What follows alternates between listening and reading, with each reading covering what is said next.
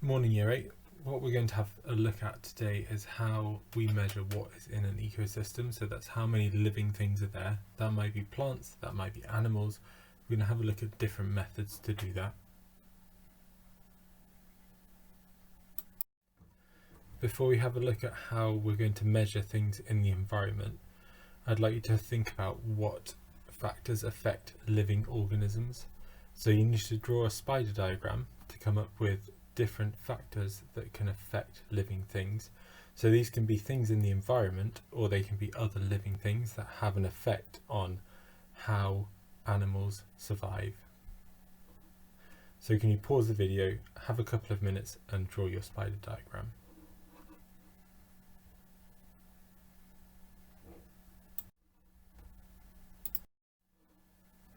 So you should have your spider diagram done now. And what you need to have done is have a look at the different factors that can affect living things. So we're going to think about environmental factors. A really good example of that is temperature. If you're growing a plant outside in the natural environment, the temperature fluctuates a lot. If you're growing it in a greenhouse, it tends to be warmer and the plant will grow a lot faster. So temperature can have a massive impact on how different species survive. A second example might be the water availability. You know that if you've got plants in your house or in your garden, if you don't water them, they're not going to survive. The leaves start to wilt and they don't grow very well. So how much water is available can massively affect how a plant grows. That's the same for an animal as well. If the animal doesn't have access to water, it's not going to survive very well. If we have a look at the biotic factors or living factors, there's a few things that can affect how organisms survive. So one of these is predation. So if there's a predator in the area, it's less likely that an animal is going to survive. So if there's lots of lions around, the zebras that live in that habitat might get eaten. There's also other things like disease. So if there's a disease in the area, the animals or plants are less likely to survive. So can you have a look at the examples on the screen, add a couple to your spider diagram and make sure you've got it completed. So what we're going to look at is how we can work out how many different living things there are in a certain area. So we're going to think about the screen as a field. On the screen there's lots and lots of daisies. You have got 15 seconds now to count how many there are.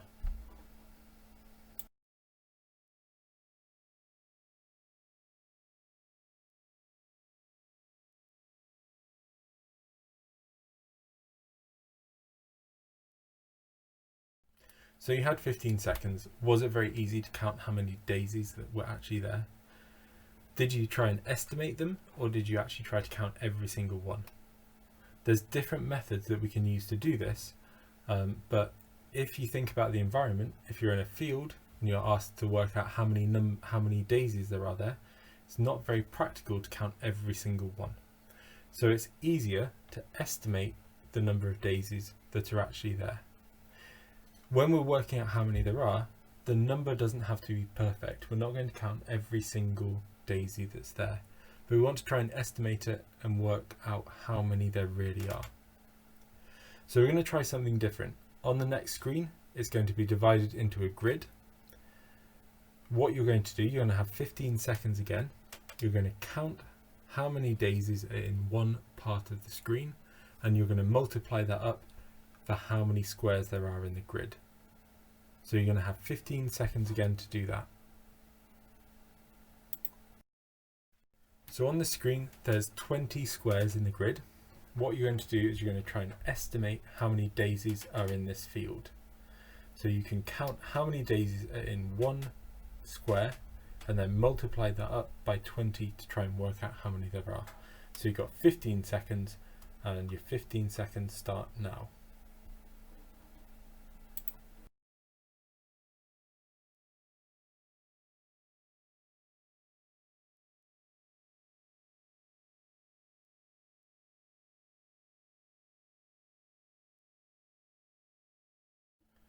So on the previous screen there were lots of daisies and I asked you to try and estimate how many there were. There was a grid on the screen and I asked you to try and use the grid to help you. So the best way to do that is to try and count how many daisies are in one of the squares and then multiply that up by how many squares there were, and there were 20 squares on that screen. Hopefully that made it a bit easier than when I just asked you to count every single daisy on the screen in 15 seconds. There are actually 78 daisies on the previous screen, and hopefully you got somewhere close to that. Now what we've just done is exactly the same as what scientists do in real life. So you might be interested in how many plants are on the field, so how many daisies are on the school playing field. Now the school playing field's quite big, and it's actually impractical to count every single daisy that's there. It's going to take you weeks and weeks to do it, so it's not really a very good method.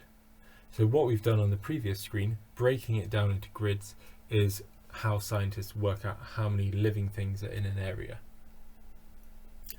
So I'd like you to try again. On the next screen there's going to be some daisies again, there's going to be a grid, and I'd like you to try and work out again how many daisies are on that screen.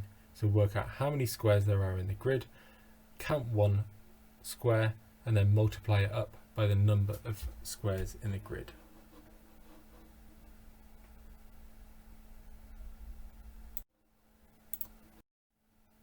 So you've got 15 seconds to try and work out how many daisies are on this screen. Remember, count how many are in one square, then multiply that up by the number of squares on the screen.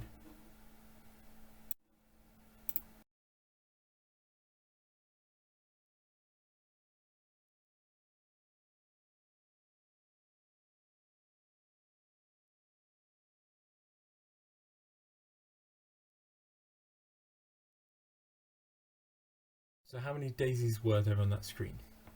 If you got close to 103, then that's really good. If you're about 10 either side of that, you've done a really good job on it. So this is exactly how scientists estimate the population, so how many organisms there are in a certain area. And scientists use a method like this to work out how many plants are in an area. What we've done is an example of sampling an ecosystem. So we've used one technique using a quadrat to measure how many different plants are in the area. So there's different ways that scientists can have a look at the environment and work out what's there. So they can take environmental measurements, so they can take the physical conditions of a habitat. So that might be using a thermometer to measure the temperature, it might be using a pH probe to measure how acid or alkaline it is. A second thing they can do is sample the organisms that live there. So that might be using something like in the diagram, like a pooter, which is a little pot with two straws in it, and the scientists can suck up an insect into the pot, and then they can identify it to work out what organism is living there. The method that we've just used is really useful for looking at plants, and scientists use a quadrat. So a quadrat is a square that they can place on the ground. It gives them a grid like we had on the screen, and they can count how many different plants are there. They can then work out how many quadrats fit into their environment and multiply up so they can get an estimate of how many plants live there. So what scientists use is something called a quadrat. So instead of counting all of the plants that live in the area, so for example a forest, scientists will count in samples. So they use this frame that we've mentioned before called a quadrat. So a quadrat normally measures 1 square meter, so it's 1 meter by 1 meter. So they put this on the ground, it will show 1 square meter wherever they put it down, and they can count what they find in the quadrat. What they can do then, if they've worked out how many organisms are in that 1 meter squared, and they know the area of the forest, they can multiply how many quadrats fit in that forest, and then how many organisms are there as well.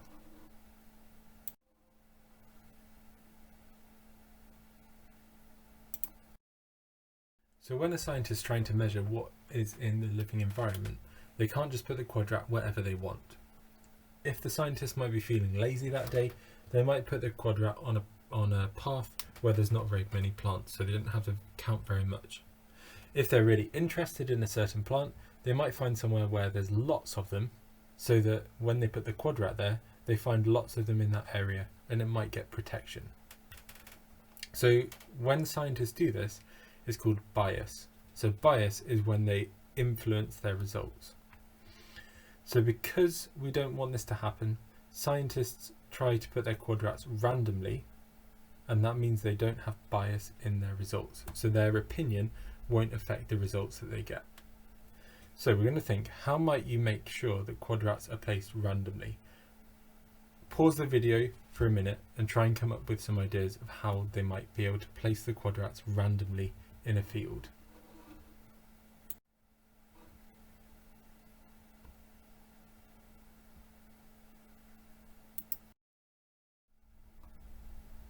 So you've had a minute to come up with how scientists might sample organisms in an area using a quadrat. And they have to do this randomly so that they don't affect their results.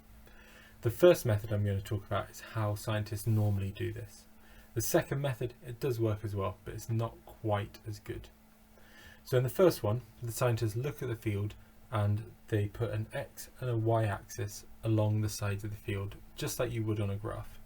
Along the X-axis, there's numbers at, say, 1 meter intervals. The same on the Y-axis. They then use a number generator, and that number generator will tell them what number to go to on that X-axis, what number to go to on the Y-axis, and using that, they can put their quadrat down in a certain position. That means they're doing it randomly because they're not influencing where they put it in the field. The second method, it's not quite as accurate, it's not quite as reliable, but you could have someone blindfolded, you could spin them around so they're not sure where they are, you could ask them to walk 5 paces out into the field and then put the quadrat down. That would be a random position because they wouldn't choose where they are. When you're sampling the environment, you need to take several samples so that you can take an average or the mean. If you're just taking one sample, your results might not be accurate. So you have to take several samples so you can find an average and make your results more accurate. So you have a task to complete now. I'd like you to draw the table out into your book. So can you pause the video, draw that table into your notes.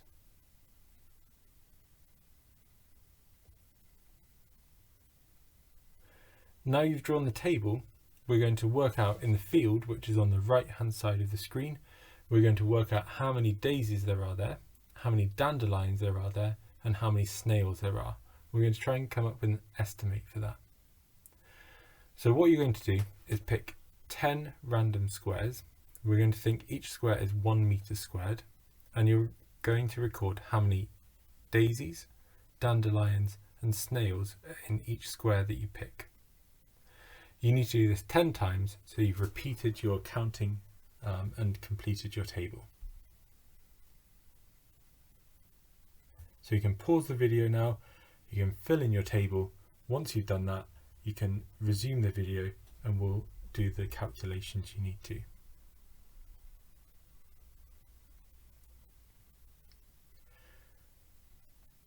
So the first thing you're going to do is you're going to write out the first box that's there. So the range of data is the range between the minimum and maximum values. So you're going to work out the range for how many daisies there are, how many dandelions there are, and how many snails there are in your field. So that means you need to work out the lowest number you have to the highest number you have.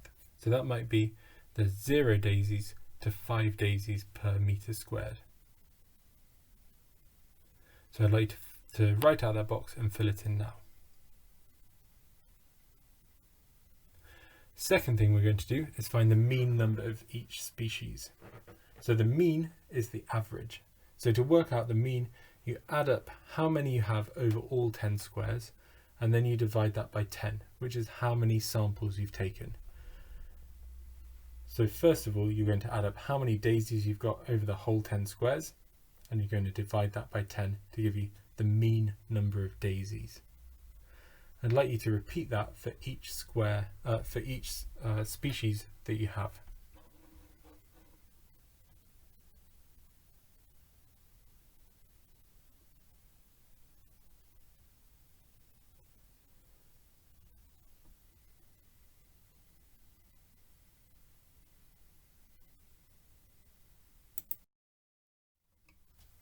So far we've looked at a method of how to count how many organisms are in a certain area using quadrats.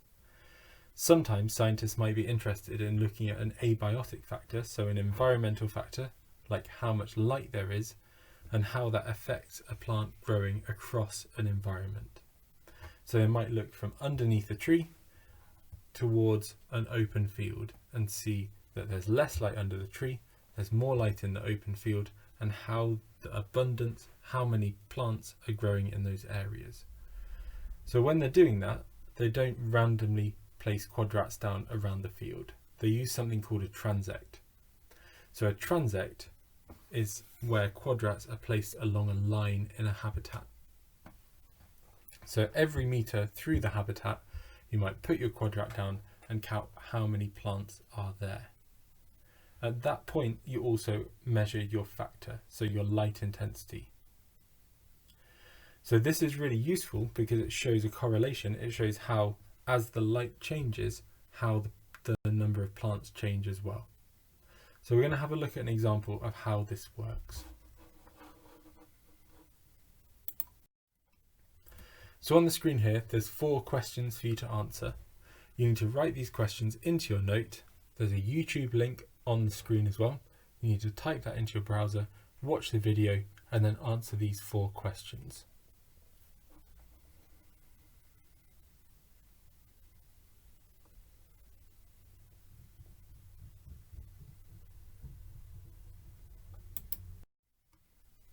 So on the previous slide, I asked you to have a look at the YouTube link that's there and use that to answer the 4 questions, which you can see on the screen now. So we'll go through the answers to these 4 questions. As we go through them, you can check your answers, make sure that your answers are correct with what's on the screen now. So question 1, scientists use transect sampling for what purpose? So scientists use transect to see how the numbers of different species change across a habitat. So an example of that might be as you move further away from a large tree or a building. Question number 2, what is a transect? So a transect is a line that you can mark out using a tape measure or a piece of rope, and that marks out your sample area in a habitat. So that's where you're going to measure the different species.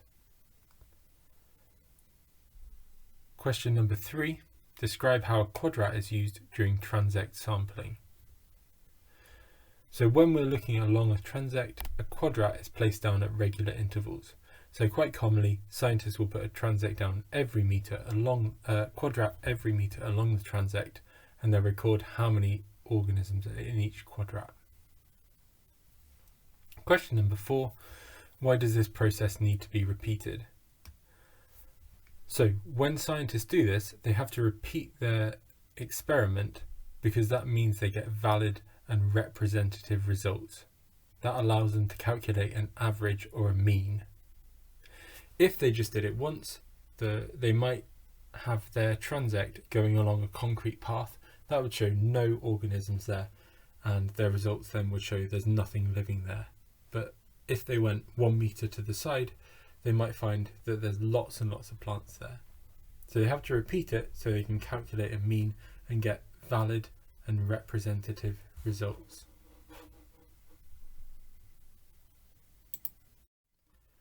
So we're going to think about this example here.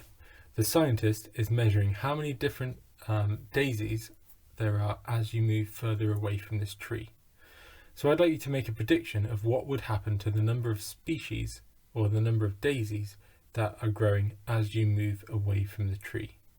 So think about what factors might change as you move further away from the tree.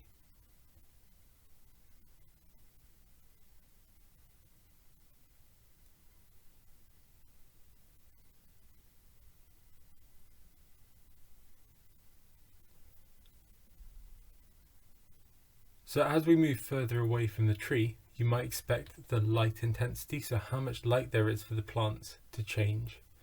You can see on the picture, close to the tree, it's slightly darker. That's where there's lots of shade.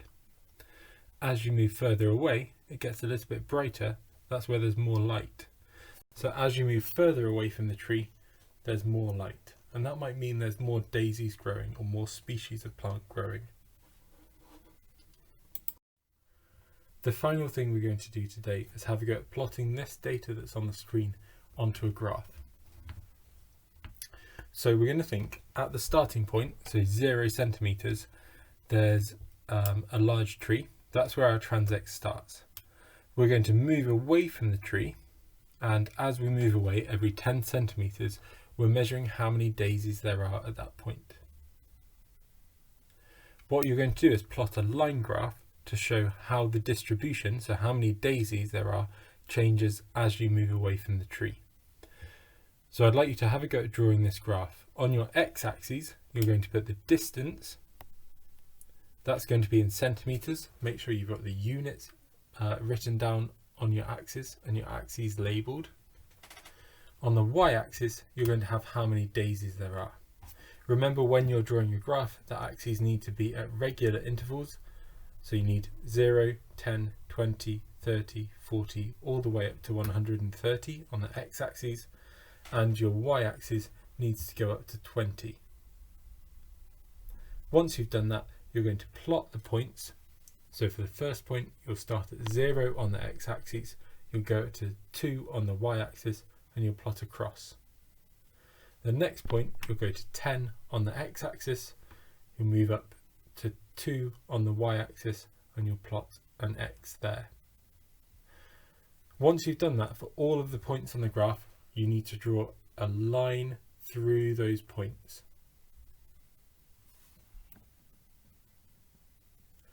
So now you can pause the video, you can take some time to draw your graph.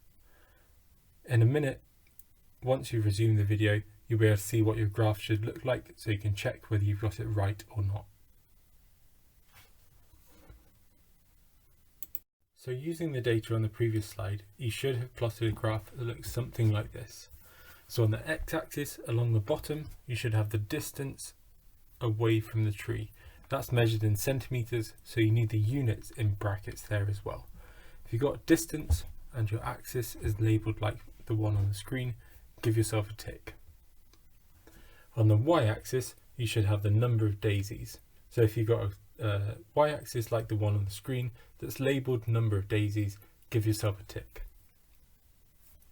When you're drawing a graph, you also need a title. So if you've given your graph a title, make sure you give yourself a tick for that. So my title is number of daisies as you move away from a tree.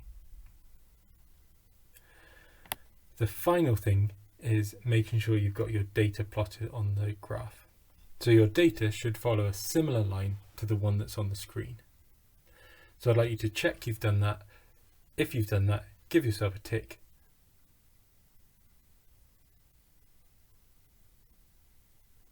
So that's it for today's lesson. I hope you found it useful. I hope you've learnt something and it's helped you with your project.